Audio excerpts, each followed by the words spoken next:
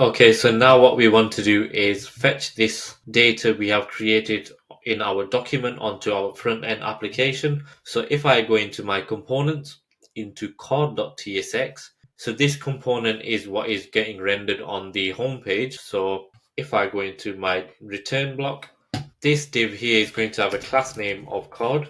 And then within the card div, we're going to have a h2 for the title.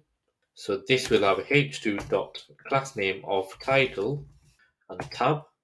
And the title is going to be all hotels, like so. And if I save, we are getting an error because we haven't put anything into our controller.ts file. So we will be doing soon. So if I just close this off, we can see the title is now getting rendered. So now what we want to do is on page load, we want to fetch our Firestore data in real time. So we will do that in a use effect. So if I do use effect, and in this use effect, we're going to have a callback of on snapshot. So this is a method called from Firebase. So on snapshot, and if I import this in, and on snapshot takes in two arguments. So the first argument is the collection that we want to access. So that is the hotels here. So what I want to do is define the hotels collection. So first argument is hotels collection. And this is what we will define in our controller.ts file. So if I go into my controller and remove what I have. So now in here, we want to declare the Firestore. So a const Firestore is equal to get Firestore. So this is a hook that we can call. So get Firestore. And now we want to pass in our app that we exported from our Firebase TS here. So we want to get the Firestore within this app here. So we just need to import that now. So import. So again, we are using tree shaking to get only the methods that we need. So in this case, we want to get Firestore from Firebase / Firestore, like so. And then we also need to import the app from our firebase.ts, so /Firebase here. And then this Firestore, we now need to get access to globally. So export this as well. So now we have access to our Firestore, which is our database here. We now want to declare our hotels collection. So put a comment in here, hotels collection. So that is this collection we have here. So we want to get access to every document within here for all our hotels. So all we do is export hotels collection, which is what we are going to call it, is equal to collection. So we import in that again from Firebase / Firestore. So we add that in. And what we want to pass in first is our Firestore as of the first argument, and then the path as the second. So we've defined the Firestore just above now, which is there, here. And then the second argument is the path that I want to access, which in this case is a string of hotels. So this is the one we want to access for the hotels collection. So now if I save and copy this and go into my card, we now should be able to import this from our lib controller. And I also want to import on snapshot from Firebase Firestore as well. So again, we are only getting what we are only using. So that's the first argument done. And then the second argument is a callback function. So in the callback function, we have access to something called a snapshot. So if I type in snapshot, and then we have an arrow function in here. So the first thing I want to do is console log the snapshot just to see if we're getting something back from this. So console log the snapshot.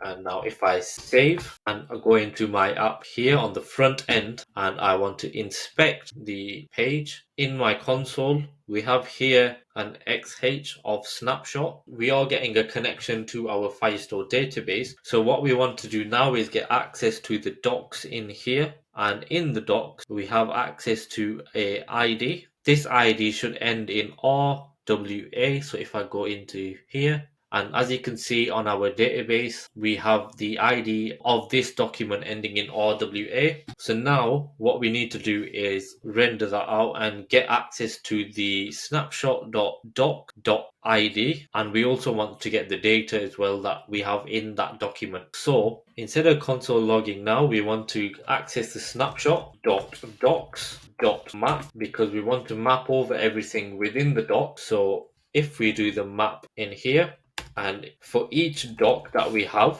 we want to return. So return Actually, first of all, I'm going to console log the doc. What am I getting back in this doc here? So console log doc. Now if I save again, close this off and refresh the page, we are getting a doc back in here, which has the ID again. So we have narrowed it down further. So we also want to get the data as well. So that will be in the document data. And as you can see, all of my fields are here in an object. So all I want to do now is return, instead of a console log, return an object, and in this object I'm going to define a ID and spread all of the doc.data. So first one is going to be ID, which is equal to doc.id, like so. And then second of all, I'm going to get access to the doc.data, but we want to get access to all of the doc.data, which is all of these, so we want to spread them. So now if I save, we should be getting access to the doc.data.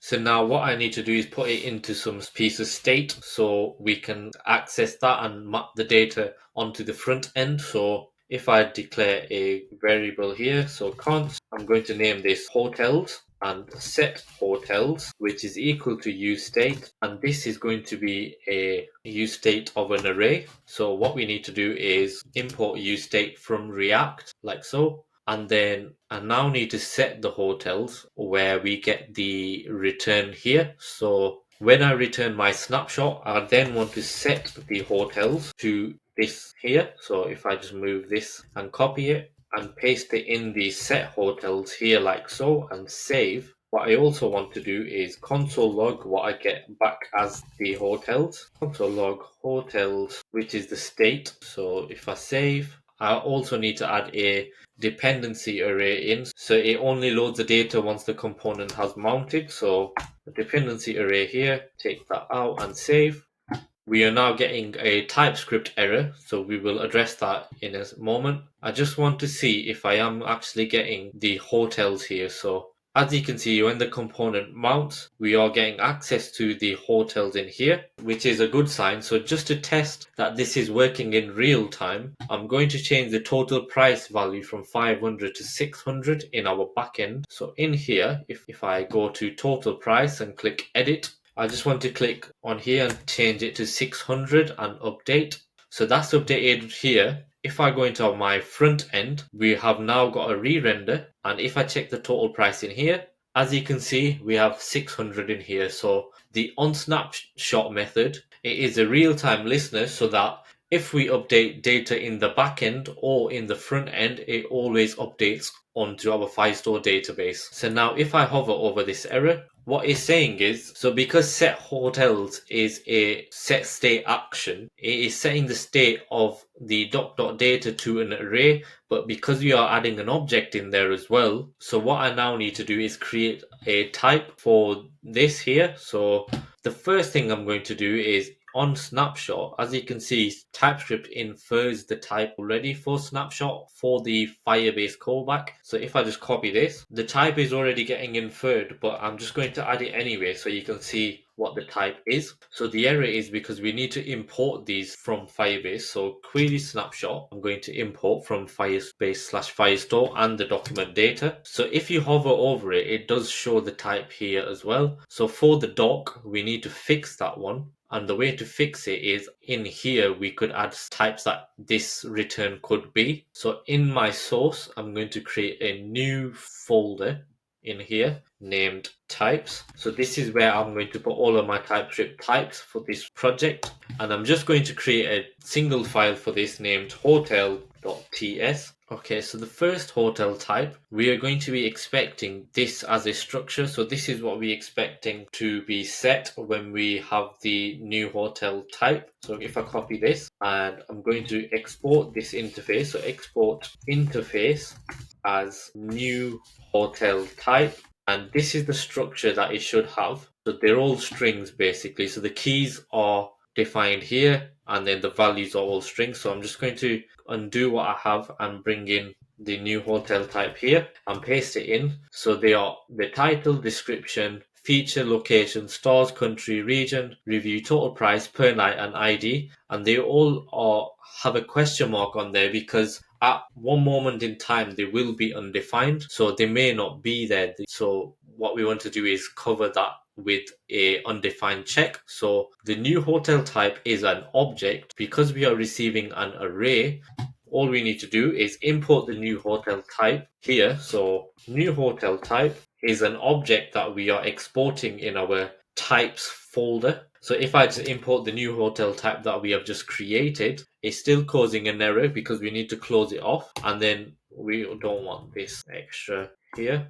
And then this is going to be an array containing objects like so. So now if I save, we are getting an error saying it's not a module, so I now need to save everything. So now as you can see, that has now fixed the error because we are saying that when we set the hotels, we are expecting the object or the array of objects to contain this in here. So if I was to comment out the ID, for example, you can see here that there will be an error and it's saying ID string has no properties in common with type new hotel types. It's basically saying that the ID is not contained in our type that we have defined. So all I do is Control Z that and then the error goes away. So that is just a quick way to fix the error handling for TypeScript. So now all I need to do is map this hotel's data onto the front end. So we now have a use effect collecting all the hotel's data here. So now we want to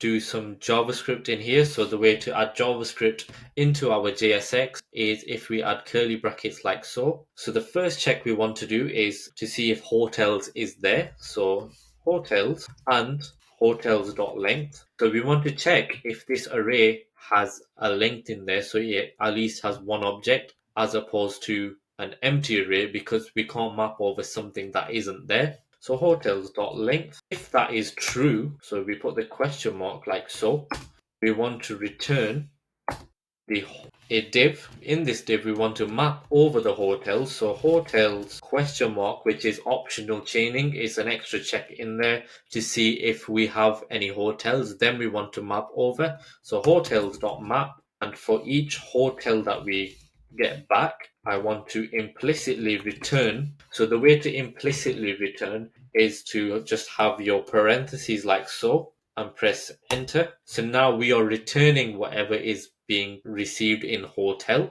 And in hotel, we want to create a new component called information. So information, and the props we want to pass into information is the hotel is equal to hotel. So to give you an idea of what the information component is, it basically is this component here. So we want to create the UI for this next.